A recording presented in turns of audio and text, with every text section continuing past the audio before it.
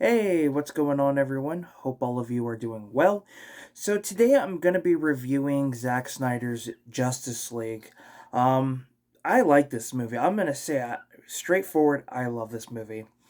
Now, yes, it is a better film compared to what many call the Joss Whedon cut of the Justice League. This was the film we were intended to get, but unfortunately, due to a tragic event in Zack Snyder's life, he had to basically quit during the production of the film. Joss Whedon took over, and we all know how that ended up. Now, I know there are some minor complaints with this movie. First and foremost, that it's over 4 hours long. I probably think that they would have split in this movie in two parts. Would had part one, 1 year, and then part two in another year, which would allow the movie to be at the 2 hour mark, maybe a little bit over if they had done this version and released it in theaters. And another minor complaint was the fact that it was in like a full screen format, and I think that was intended to, it was intended to be like that. That was what Zack Snyder had vision. Now you can say what you want about Zack Snyder. I think he has an interesting way of filming his movies, and his lineup of films are great. Um, We've got a little brain fart here. We have Watchmen, which is one of my personal favorites. Great film. There's Sucker Punch. There's this. There's 300, I believe he also did.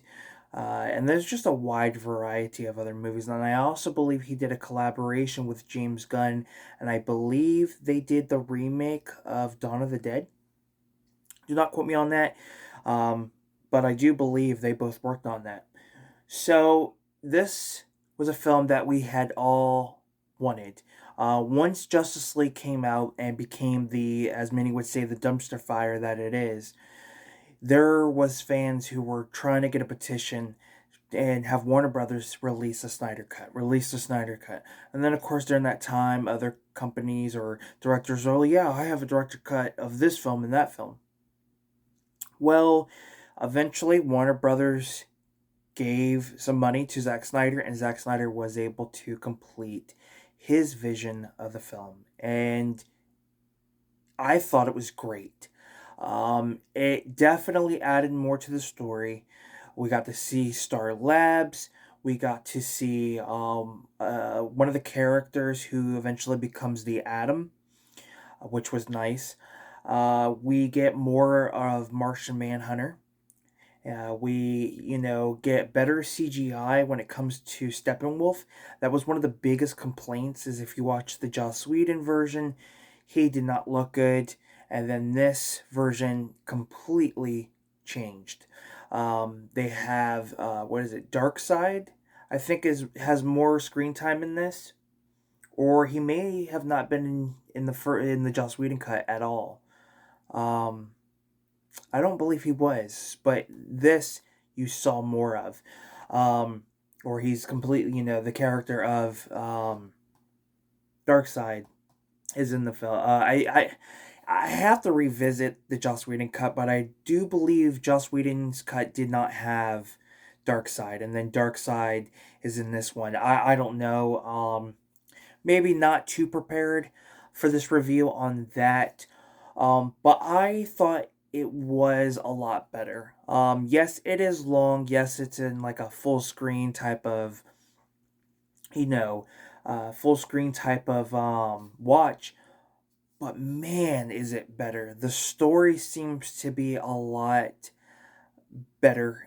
It definitely ties in a lot of stuff that wasn't in the Joss Whedon cut. We get more on Cyborg, which was nice. The Flash had a huge part in this movie, which I like. Now, if you go on YouTube, there are YouTubers who kind of cover of what the potential sequels would have been. Excuse me. If this version had come out and we had gotten more, oh, excuse me. Um, and I think the trilogy would have been absolutely amazing. I still feel like he can do the trilogy, but maybe do like animated versions of that story he had planned, and then maybe get all the actors to voice the characters. I think that would be the proper way to do it. But basically, the film, you have the Justice League coming together. We have Steppenwolf who's looking for these mother boxes. These three mother boxes are powerful. They can destroy a planet, and Steppenwolf is out hunting these so he can bring in Darkseid. And of course, this ends up, having Batman, the Flash, Cyborg, Wonder Woman, Aquaman all come to Superman come together to stop them. Of course, Superman, he had died in Batman v Superman, so they know that the only way they're going to win this is by bringing Superman back. And the reason Batman or Bruce Wayne is trying to get everybody is because of the dream or vision he had when the Flash came to visit him, the Flash from the future, and let him know that Lois is the key and all this. He basically was having these dreams and nightmares of this, almost like this post-apocalyptic world that Darkseid created, and would eventually have Superman turn evil. And that was kind of the vision that he had planned, Zack Snyder. Um, I think the original plan was that Lois would die. The nightmare scenes that we got in Batman v Superman, as well as a scene in here, would be our sequel. And this is where, Superman turns evil. He joins Darkseid. Pretty much a lot of the heroes and villains are wiped out, and there's only a select group of those who have come together: Joker, Batman, Deathstroke, Flash, the I can't remember her name, the red hair chick from Aquaman, and then Cyborg and a few others, and they basically have to hide from Superman. Well, the plan was that Flash would eventually get on the treadmill that you've seen in the TV series, and he would go to the past to try to prevent this from happening. And there are issues, and eventually that's kind of where he says, Lois is the key, if you guys have seen Batman v Superman, and so on and so forth. So that kind of plays into the part, and then of course I believe the third film we would have gotten would have seen the big team up, and I do believe there was talks about having Martian Manhunter in the third film, Shazam, or Captain Marvel as they call him. So there was plans to bring some of the other characters into the film, but nonetheless, I just find it to be very enjoyable. I like that we got more on the story, more scenes felt right, because you could tell with the Joss Whedon cut, as I like to call it, there were a lot of scenes that when they cut to another scene, you're just kind of scratching your head like that. You felt like there was should have been more to that scene, and you get it in this. And like I said, we get Star Labs. We get to see more of Star Labs. We get to see more of Cyborg's father and things like that. And then we get one of the characters who plays the Atom. He's one of the versions of the Atom in the DC universe. So that was pretty nice. Martian Manhunter, we got to see him a couple times throughout the film, kind of changing, but not showing his true form until the end of the movie, where I think it was like a post credit. But yeah, the film definitely has a lot of potential, and it's unfortunate that we didn't get a continuation. It's unfortunate that such an iconic group, compared to like the Avengers, really got butchered in the way that it did. And I hate to say it, but really, and I hope James Gunn is doing this, DC should have just taken the same formula as Marvel. Have one film for each character, and then bring them together for a team up movie. And then, 20 years or so many years down the line, then you can do like the Infinity War type of style of, the movie mashup, where you do have maybe multiverse versions of these characters in some way. But it's kind of one of those things. What if, we're always going to get the what if, and it's unfortunate. I've always loved the Justice League. The Flash is one of my favorites. We do get a glimpse of the late Green Lanterns, but we didn't get Green Lantern, and I think that's another missed opportunity for this movie. I feel like there is a missed opportunity with some of the characters that we didn't get to see, and that's unfortunate. I do feel like Ben Affleck never got to really shine as Batman. That really disappoints me because if you watch this, you watch Batman v Superman, watch the Flash with the cameo he has. You really feel bad for him because I feel like he's in these movies where he's teaming up. He doesn't get to have his own standalone film and outshine really shine out of that movie. And I feel like, now with the DC kind of getting its reboot, I feel like it sucks. It really sucks because it's not fair that Ben Affleck doesn't get to shine like he did with Batman to be this character. And a lot of people have complaints with Ben Affleck. I thought Ben Affleck was great, but it upsets me and disappoints me that we don't really get to see him shine.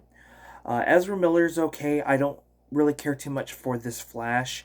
Um, I feel like they could have taken some inspiration from not only the TV series, but the comic series, and kind of make the Flash its own character in some way. This Flash just seems too cartoony, and I don't like it. And it's crazy to say because the Flash is one of my favorite superheroes. Cyborg, I like.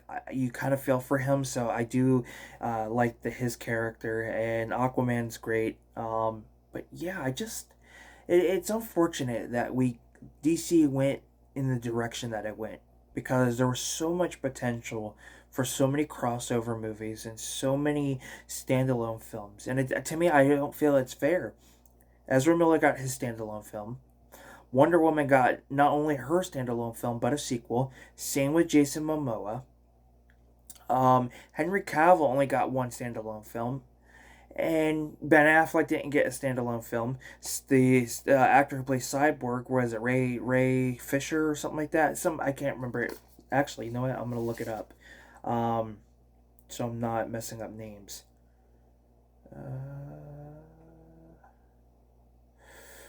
Ray Fisher, yeah, he didn't get a standalone film. Hell, there was rumors about him and the Flash having a team up movie.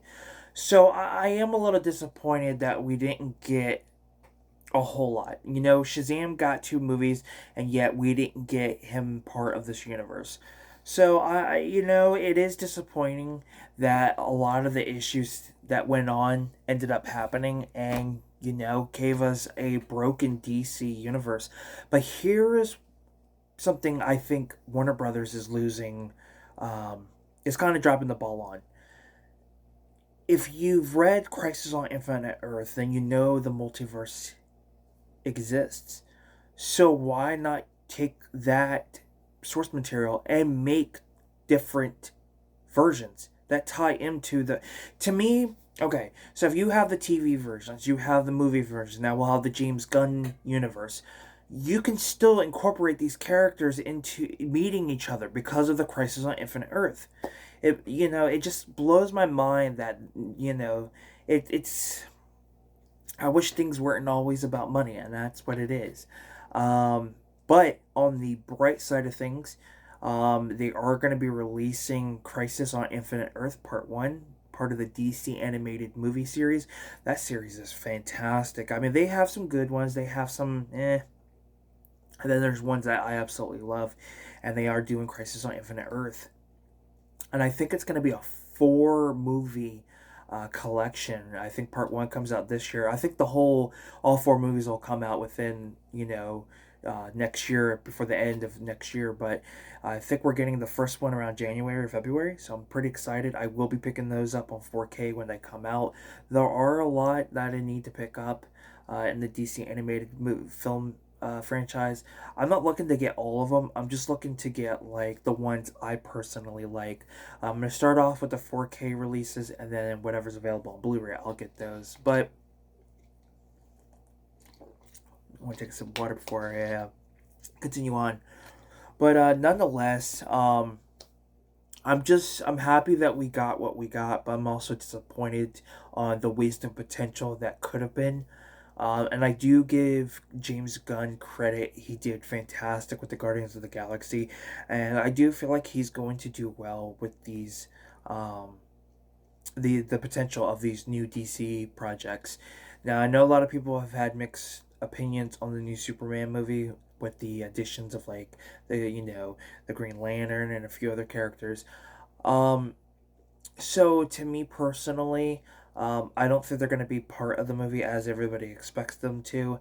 I feel like we will get a few scenes here and there, but I feel like they are going to be just, they're going to be in scenes which will lead to a crossover movie, like a new Justice League, and we are going to probably get another Justice League movie. I have no doubt about it. Um, and James Gunn has been doing pretty well. If you guys have seen Peacemaker and the new Suicide Squad film, then you guys know that those films did well. And now he's doing the Superman, and then there's potentials of Batman the Brave and the Bold, which is going to be perfect. I feel like we're going to have DC in the right direction. I know a lot of people are bashing before any movies come out, but let's see how well it does. If Guardians did great, Peacemaker and the Suicide Squad did, then I have no doubt the rest of the DC universe is in good hands. No film's gonna be perfect, and you're gonna have the ones who love it and the ones who hate it, and that's how we have balance. But let me know what your thoughts are on Zack Snyder's Justice League. Comment down below and let me know. If you enjoyed the review, give it a thumbs up. It's much appreciated. Keeps me going. And subscribe to the channel if you haven't. I do a lot of movie reviews. That's what my channel originally started on. So if you guys are into those, definitely subscribe. And I do collection updates and a whole other type of videos. And I've noticed there's a lot of people who watch my videos but are not subscribed. So definitely subscribe. 2024 is going to be a big year. The channel is going to improve in a really big way. So definitely subscribe to the channel. Join me on this journey. And with that being said, I'm Film Talk with Mikey. And until next time, we'll talk films. And I'll see you in another movie review. Peace.